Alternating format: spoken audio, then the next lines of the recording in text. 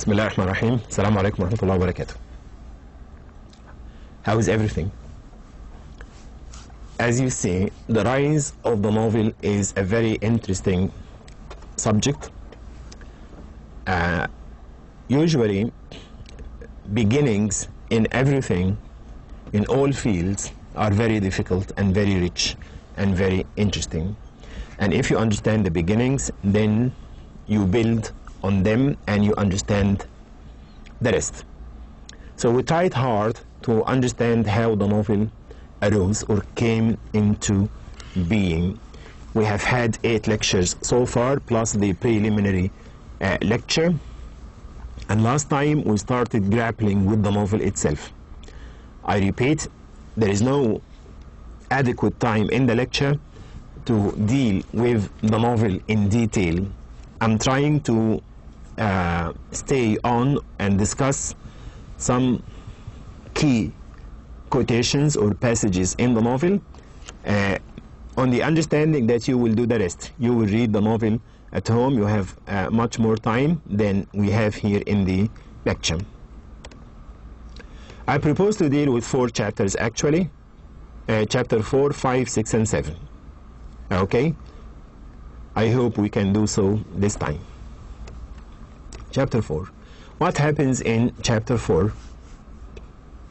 Okay, remember the last thing we had in chapter 3, they go on a voyage and the ship is destroyed and they have to stay, and he alone is saved, Robinson Crusoe, being the best man, the most powerful, the most superior. So everybody else has to die and he has to stay alive because he's British, because he is better, because he is superior. After a voyage of 22 days, Crusoe lands in Brazil, accepting many farewell gifts from the Portuguese captain. He is not yet shipwrecked, he is not yet on the island alone. No, he has another voyage, and this time it takes him to Brazil. Why is he in Brazil? We already know now. More money, more knowledge, more exploration, more understanding of different nations in the world. And he has a plan in Brazil to become a tobacco planter, a farmer of tobacco, smoke. You know, he wants to be a planter of tobacco. Is it because he is a heavy smoker, he wants to smoke? No. Is it because his father told him to do so? Is it because society at that time loved tobacco? No. He is in Brazil and that trade is famous and it brings one a lot of money. So for 2 years Crusoe earns only enough on which to subsist, but in the 3rd year he begins to do well and in retrospect misses the labor potential of his slave. That is to say, he decides to work as a tobacco planter in order to gain much more money. He is in Brazil. What should he do in Brazil? What is there in Brazil to do? At that time, there was no soccer team for Brazil to have the World Cup, but it was trade. Questions. Why does he decide to become a tobacco planter?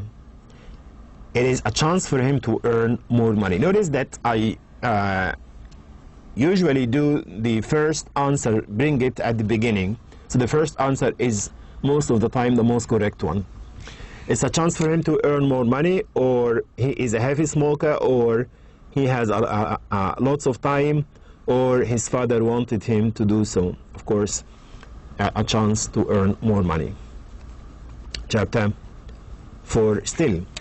He tells the Portuguese captain of his 200 pounds left in England. He tells him, I have money in England. Okay, so he thinks again of money. He keeps a record of money and he wants to make it larger and larger.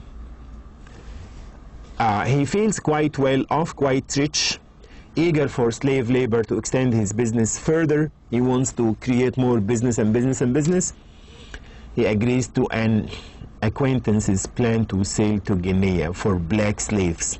Now he has lots of money, and it is not tobacco now, it is slaves, people. He wants to take them from Guinea and sell them again in another country in order to have more money. That is chapter 4. Now let us try to read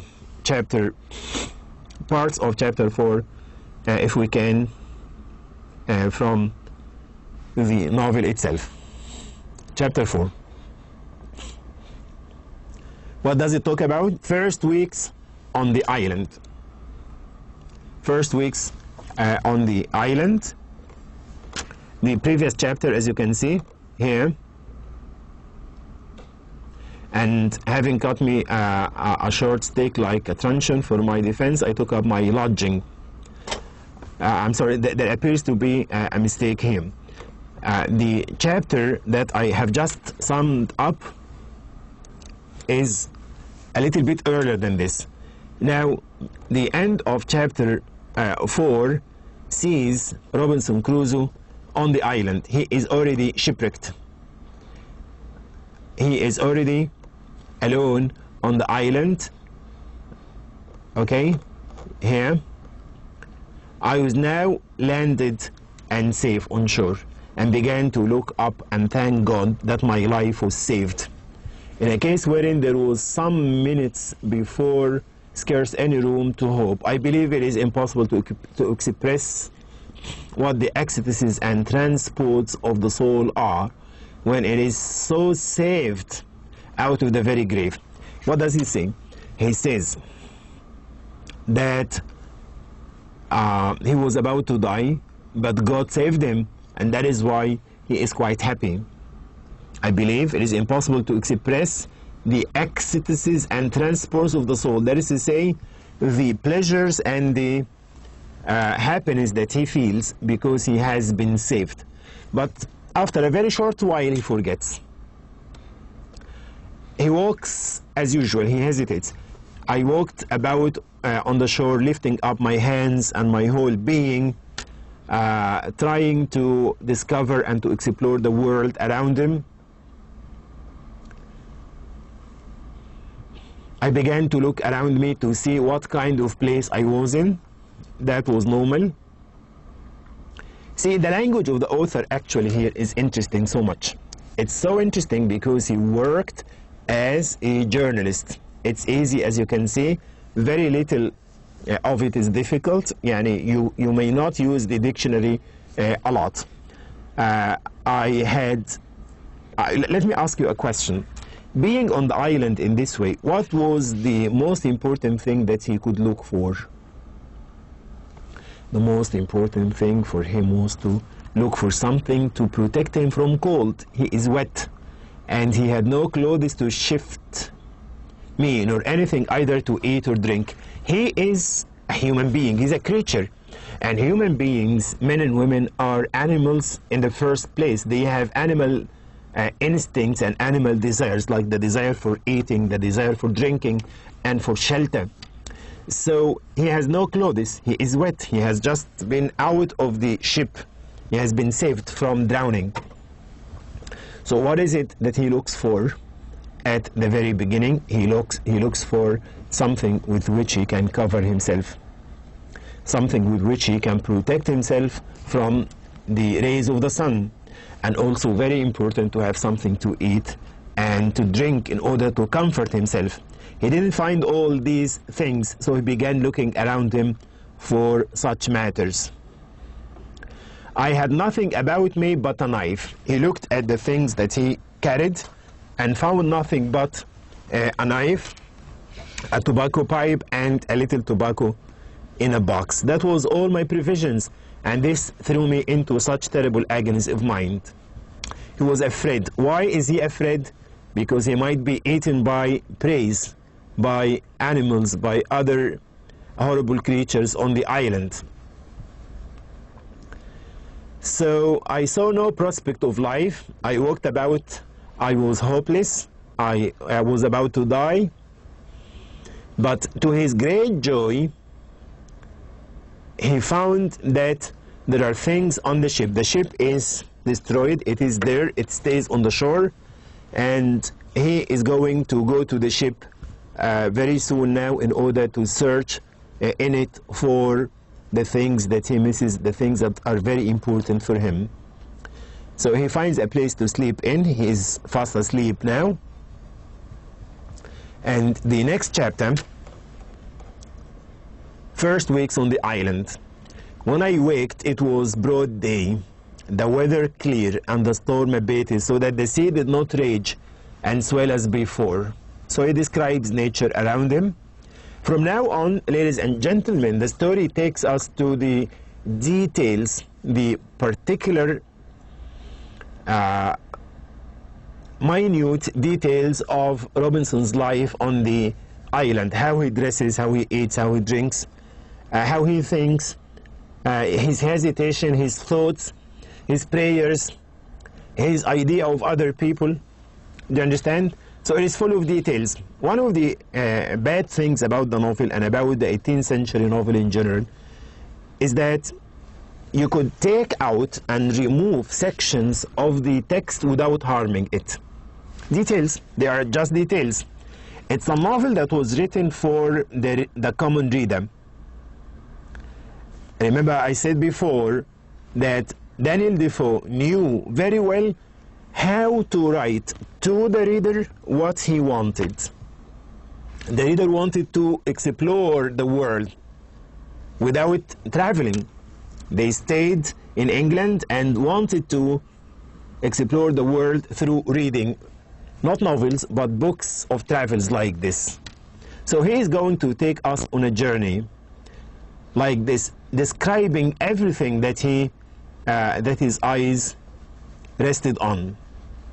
I found the sea very calm, and the tide ebbed, and here I found a fresh renewing of my grief. Now, he was happy. He had hope in that paragraph. Now he has grief. He has sadness. Why is he sad? You will notice this.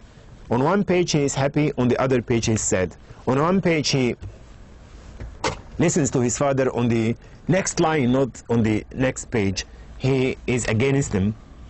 I saw that if we had kept on board, we had been all safe. That is to say, we had all gone safe on shore, and I had not been so miserable as to be left entirely destitute of all comfort. This forced tears to my eyes again. Why does he cry? Sentimentalism. Why does he cry now? Is it because of his friends that died on the shore? No. He cries because he is touched that he alone has been saved. Do you understand?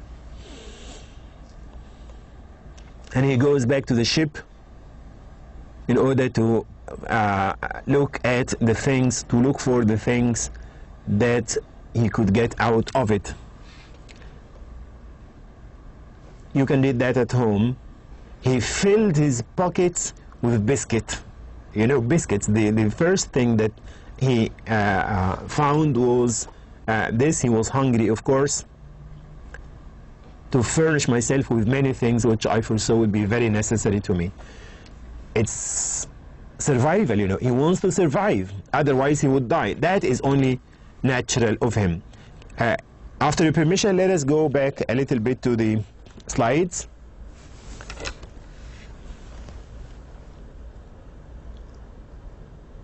That is chapter 5. Never mind the number of the chapters. This time I have confused them. Crusoe goes down to the shore to explore the remains of the ship. Yes, the part. So chapter 5 here is chapter 4 in the book. He loses sight of his mates. He is alone. Here, sorry, chapter 6 is a little bit earlier in the book. Crusoe goes down to the shore to explore the remains of the ship.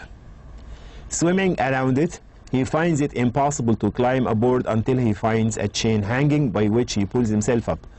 He conceives the idea of building a raft out of broken lumber. He makes a small boat out of pieces of wood, on which he loads provisions of what? He goes to the ship through with the help of that boat in order to get as much as he can in order to help himself survive. He finds there some bread, rice, goat meat, cheese, and other foods. He also finds clothes, arms, and fresh water. He sails his cargo-laden raft into a small cove where he cave where he unloads it, and he does this, he repeats the same attempt several times, going to the ship, trying to get as much as he can out of it. What are the basic things that Robinson looks for once he is on the island? I said this is the instinct for survival. Protecting yourself, you have to survive. I would like to ask everyone now, if you are in the same situation, would you do different, would you behave differently from Robinson Crusoe? You are alone on the ship. Everybody else has died, and you are quite alone. And there is still the ship staying there on the shore. Isn't it normal and logical for you to try to survive, try to dress, to eat, to drink, and to protect yourself with some weapons like knives or guns or pistols? This is what he did. This is what the writer describes him as having done. The basic things that Robinson looks for, which are logical, are food and shelter. Friends, of course not. He doesn't need friends. He didn't even cry over the ones who died. Friends, neighbors, parents, no, not even his parents. He doesn't want his parents. He doesn't want his neighbors. He doesn't want his friends. He needs food. He needs shelter. And what is very strange is this, he also needs money. You know, being in a place like this, he also looks for money. He notices, let us go quickly through the summary of the chapters, the stories, and then we will have a look at the novel itself. He notices that the land has wild fowl, but no other humans. There are some birds around him, but there is no single human being. He returns to the ship 12 times, not just one time, or 2 or 3, 12 times. Every time he needs more. He's alone, and there is no fridge, and there is no freezer in which he could put all such matters, but it is, you know, normal and logical for anyone in his situation to get prepared, to prepare for the worst. He goes there 12 times over the following 13 days, so a trip per day. On one of the latter trips, he finds 36 pounds.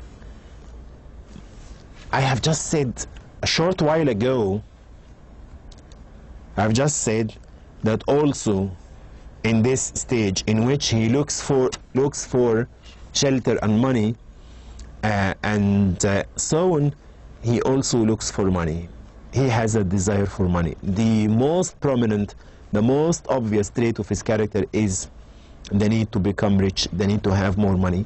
Though his father is rich, though his father told him, if you stay home, I will get you married, I will send you to any college where you can study in whatever field you like, I will get you married, I will give you money. But he insisted on living alone and achieving himself as an individual. On one of the latter trips, he finds 36 pounds. And he sadly meditates on how worthless the money is to him. And he's sad. Why is he sad?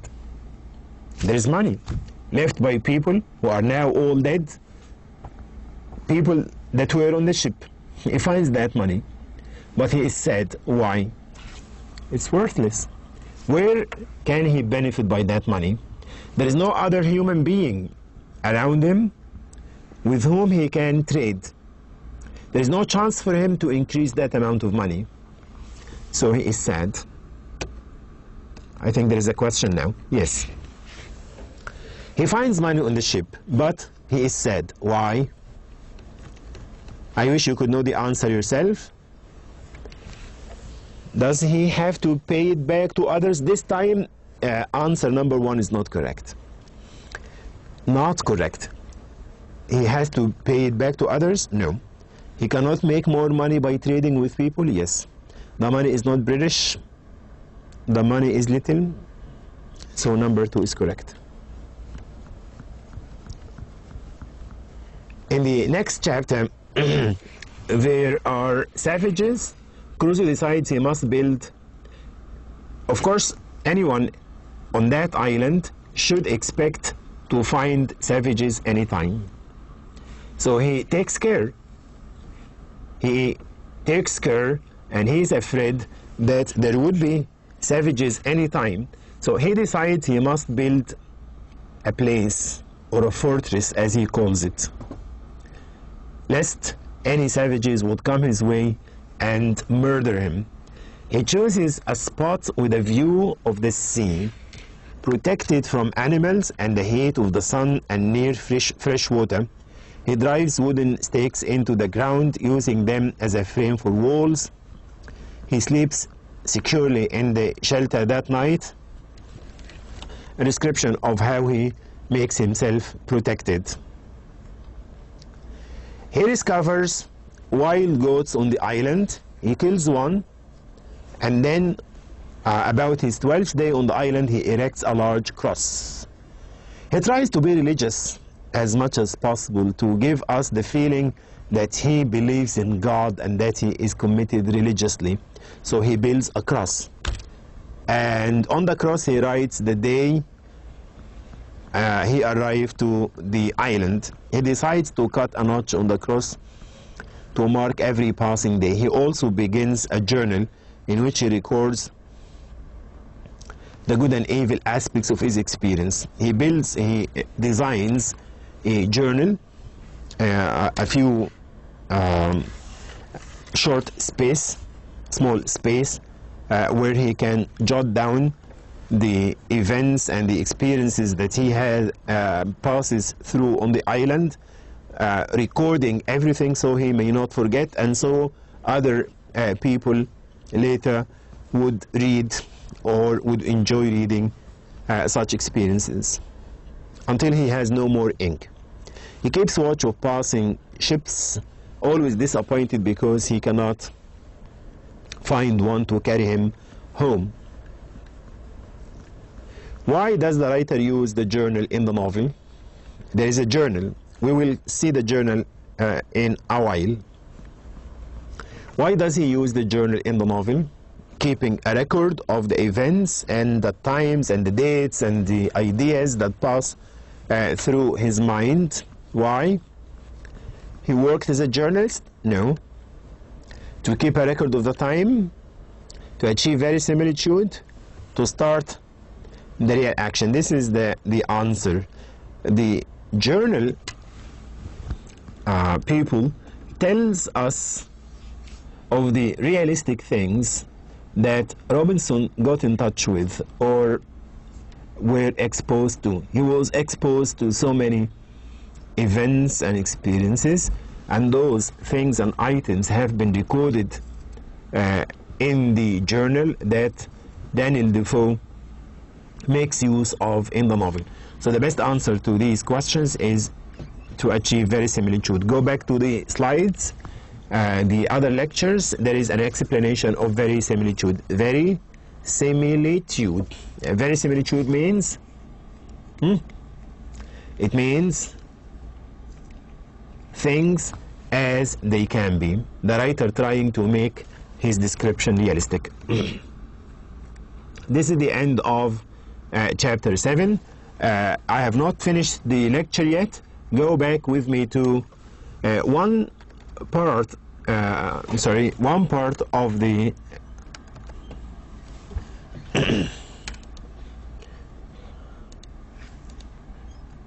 yes, the story itself of Robinson Crusoe getting in contact with some Moors. We didn't cover this point, though it is very important actually.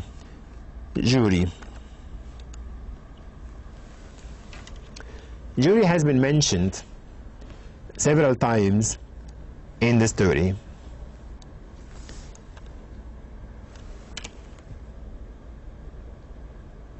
Let's see. Yes.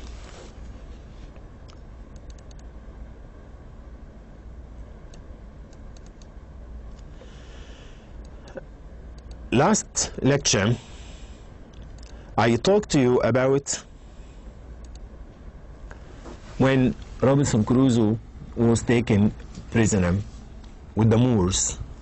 They imprisoned him, and he took the chance. He was looking for his liberty and freedom, and he took the chance one day to escape. He tried to escape several times, and one day he managed to do so. I said also that the writer didn't cover that period of time very well in the novel, intentionally. He did that on purpose, and not trying to anger the reading public in England at that time. So there was Ishmael, and there was also Jury. Let us read this. Said I, you swim well enough to reach to the shore. There are two boys, two Muslim boys, one called Ishmael and the other called Jury. He gets rid of the first in this way, pointing a gun to him and pushing him to water and giving him one of two hard choices, either to be killed or to swim back to the shore. I don't want you with me. He wants to escape, and he doesn't want anyone to report about him. So he says, you swim well enough to reach the shore, and the sea is calm. Make the best of your way to the shore, and I will do you no harm. But if you come near the boat, I'll shoot you through the head. Notice that he is now a prisoner. He is weak. He is a slave. But he suddenly becomes very powerful. For I am resolved to have my liberty.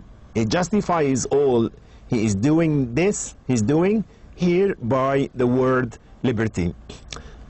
I want my freedom, and because I want my freedom, I can kill other people.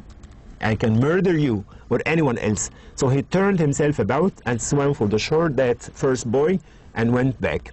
There remains one more, one person. Which one? Jury. That is Jury. I could have been content to have taken this Moor with me. That one, I could take him with me and drown the boy, Jury. That was another choice, but there was no venturing to trust him. But I didn't trust Jury or anyone else. Actually, Robinson Crusoe doesn't trust anyone but himself. He doesn't even trust his friends or his parents. When he was gone, I turned to the boy. The three of them went on a journey, fishing journey. He took the chance and got rid of one, Ishmael. Now he is with Jury. And Jury is young, he is black, he is Arab, he is Muslim, he is Moroccan. When he was gone, I turned to the boy whom they called Jury and said to him, automatically, Robinson becomes powerful, a colonialist. Jury, if you will be faithful to me, I will make you a great man. So be faithful to me, and I will make you a great man. How can a slave make another slave great? But if you will not stroke your face like this, to be true to me, that is, swear by Muhammad and his father's spirit. And this is one of the worst examples of colonialism that I have ever read in fiction. The writer says that Robinson tells Jury to stroke his face on the ground and to slap himself and to swear by the Prophet of Muslims and his father's beard to be faithful to him. I'll make you a great man, but if you will not stroke your face, to be true to me. That is, swear by Muhammad and say that I will be true to you. If you don't do so, I must throw you into the sea too. I will get rid of you. The boy smiled in my face. What is the reaction of the boy? Again, colonialist description. The boy smiled in my face and spoke so innocently that I could not distrust him, and swore to be faithful to me and go all over the world with me. Don't worry, I will be your slave. Faithful has been repeated. See, faithful and faithful, like a dog. A dog is always faithful to its owner, right? and he gives us certain descriptions of the adventures and the things that happened between him and other creatures. Look at this, for example.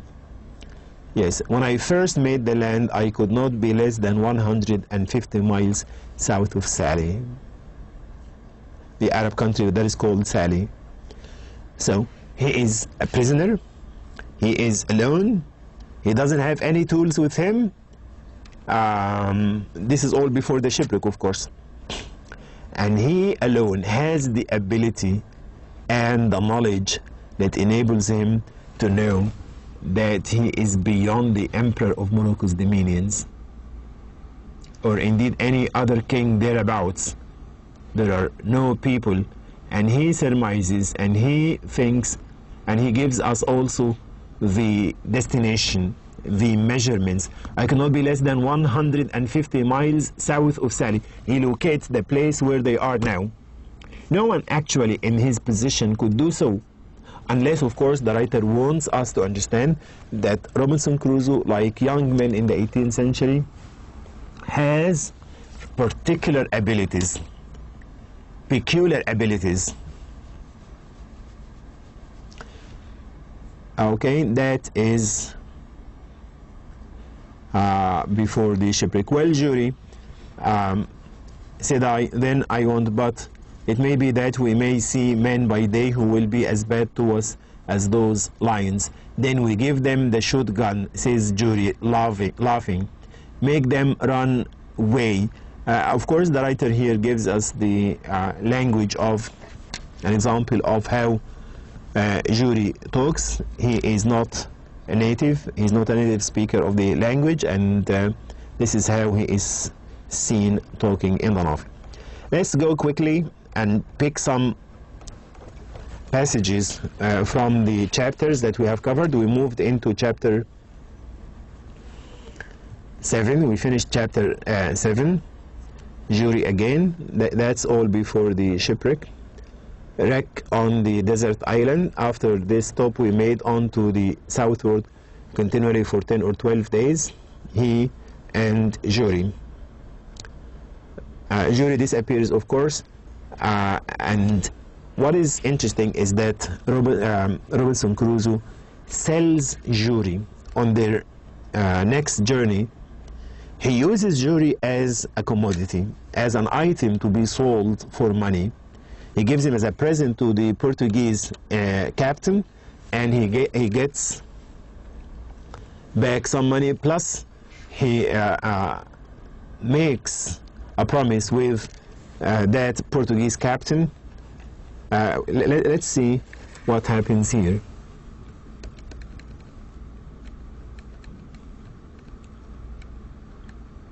That he remains a slave to the Portuguese captain all the time. There is no freedom for Africans according to colonialist writers, as you can see.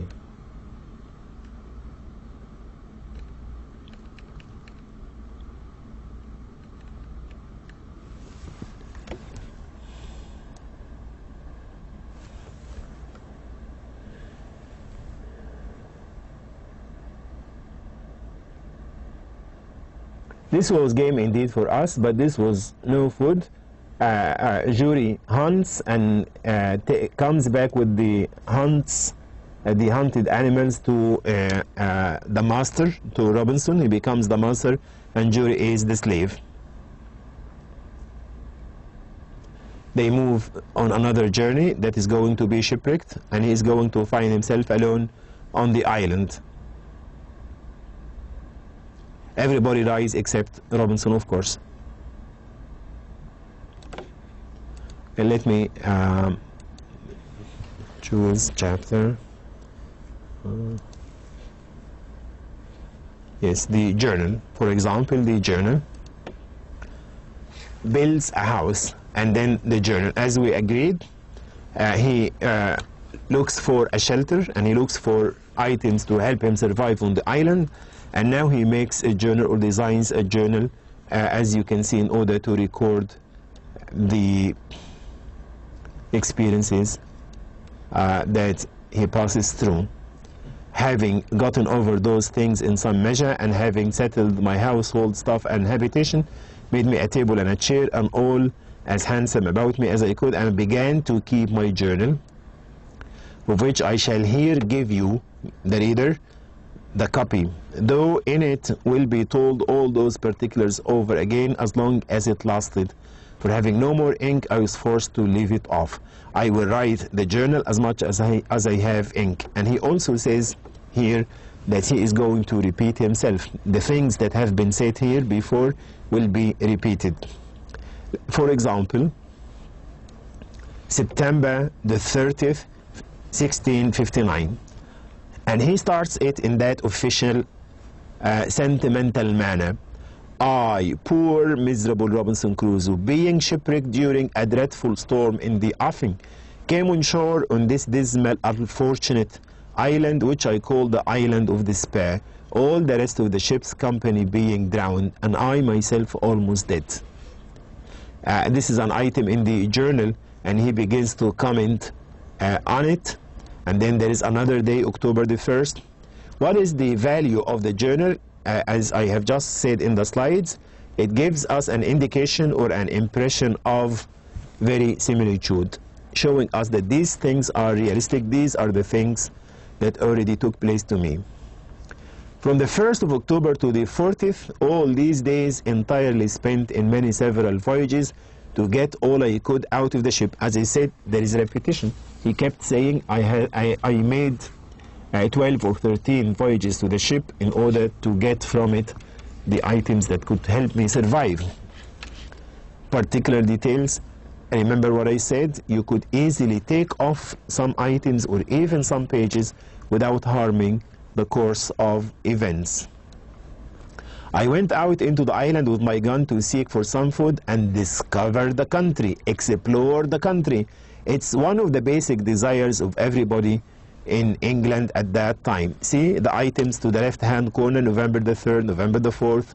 A diary, it's a diary, it's a journal that he keeps in order to be realistic and at the same time to help himself remember all the events and things that take place to him. Now it began to be settled. Fair weather. The weather improves. The 7th, 8th, 9th, 10th, and part of the 12th. For the 11th was Sunday. You know, he leaves Sunday out. It was Sunday, so we expect, for example, that he stays at home. He doesn't move. It's a vacation for him, or he worships or reads from the Bible because he finds a Bible on the ship. I so neglected my keeping Sundays. That is to say, he started paying attention to Sunday, praying and supplicating and reading from the Bible, but then he neglected Sundays. For omitting my mark for them on my post, I forget which was which. So he was confused. And hesitation is one of the most important things in the novel. He becomes religious, he becomes very close to God, especially when he is in trouble, and then suddenly he loses interest and he begins to think of his own pride, of his own value, of his own worth, and he forgets all about religion. So it's oscillation, it's hesitation all the time. Yes, we had all this. Sundays, November. The three things I want exceedingly for this work. Items, you know, all these items again are done there for us in order to make the novel realistic. A pickaxe, a shovel, and a wheelbarrow or a basket. What is the use of all this? It is to give us an indication or an impression of verisimilitude. As you can see, a journal is kept. In novel writing, you know, in a good novel, in a novel that is not from the 18th century, that is to say, journals are not very welcome because they detract from the story. The story is broken up, as you can see. It is not continuous, it is not overflowing. And as you can see, I'm jumping up certain pages and certain passages, because you read the same. Actually, you read the same. He spent many weeks building cottages, building boats and huts and so on. He's alone, and he is trying to organize his life around that place, and he tries to grow. See, but after I saw barley grow there in a climate which I knew was not proper for corn, and especially that I knew not how it came there, it startled me strangely, and I began to suggest that God had miraculously caused this grain to grow without any help of seed shown. And then he is touched. On the island there are no plants, there is no vegetation, no crops, no wheat, no oats, no maize, no barley. But suddenly he finds barley growing there, and he knows that the climate is not suitable at all for the growth of barley. So he is very, very touched. He interprets this in his own way. He believes that God has done this for him, especially for his own sustenance, in order to keep him alive. And this touched my heart a little and brought tears out of my eyes, and began to bless myself that such a prodigy of nature should happen upon my account. Oh my God, I'm very touched, you know. But again, remember, that is only temporary. And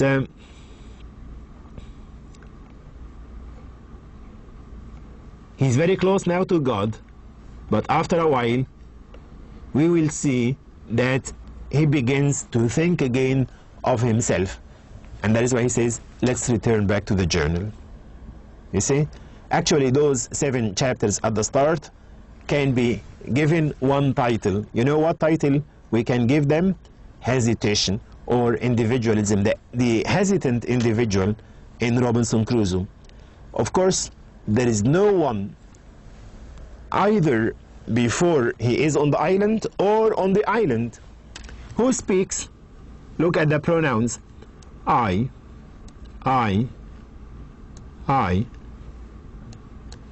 The speaker, Robinson. No other point of view, no other character at all.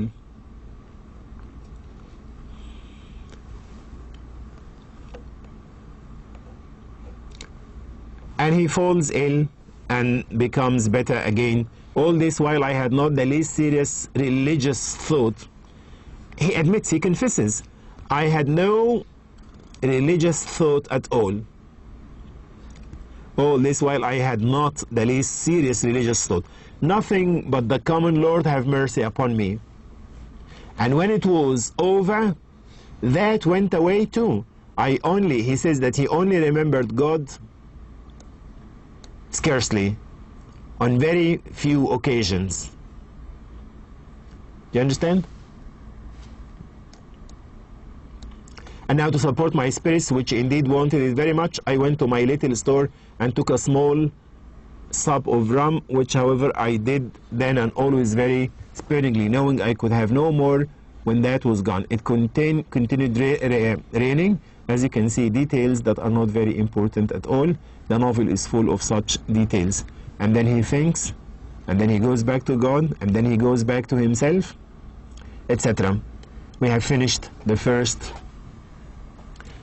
7 chapters of the novel, and I hope you are not shocked today, because we have run quickly into the novel.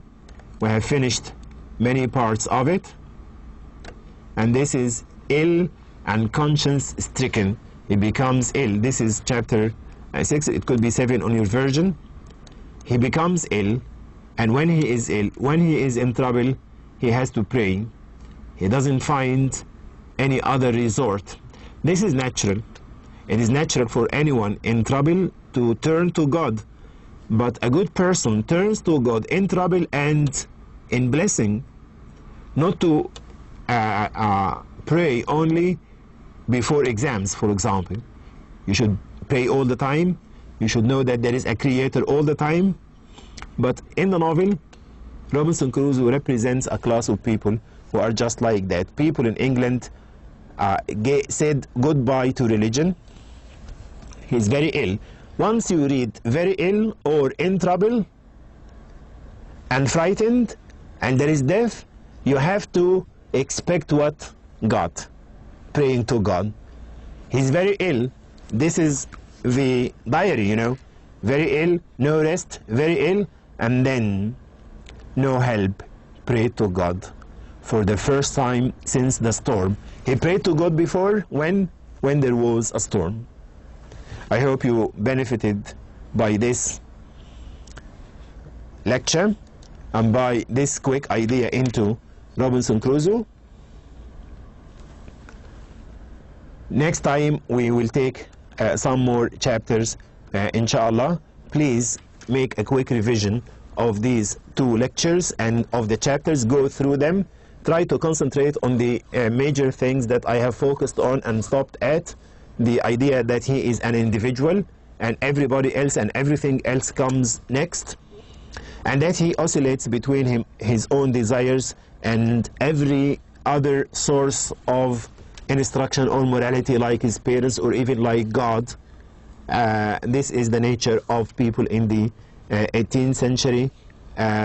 This is the end also of our lecture. Until we meet again next time, have the best of times. Thank you very much. Assalamu alaikum wa rahmatullahi wa barakatuh.